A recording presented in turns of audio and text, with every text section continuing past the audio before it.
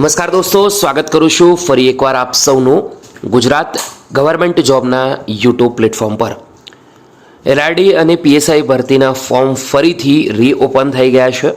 Gujarat police વિભાગની LRD અને PSI ભરતીના form તમે ઓજસ પર ભરી શકો છો લગભગ 9 સપ્ટેમ્બર સુધી। તો આ ભરતીને લઈને ઘણી બધી મૂંઝવણો છે, જેને લઈને હસમુખ પટેલ સરને જે પણ લોકોએ ટ્વીટ કરી છે તેમના આન્સર આપતા તેમણે ઘણી બધી સમસ્યાઓ દૂર કરી છે। જેમાંની જે પહેલી અપડેટ છે એ પ્રમાણે હસમુખ પટેલ સરે ટ્વીટ કરી છે એ પ્રમાણે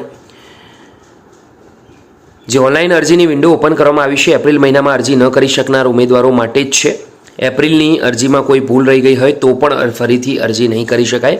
તો જે પણ મિત્રોને એપ્રિલ મહિનામાં ફોર્મ ભર્યા હોય અને ભૂલ થઈ ગઈ હોય તે ફરીથી ફોર્મ ભરી શકશે નહીં। બીજું કે પીએસઆઈ તથા લોકરક્ષક બંને ભરતીની પરીક્ષાનું માધ્યમ ગુજરાતી જ છે, તેમાં અંગ્રેજી વિષયને લગતા પ્રશ્નો સિવાય તમામ પરીક્ષા ગુજરાતી માધ્યમમાં જ લેવાશે, તે ખાસ ધ્યાન રાખવાનું છે।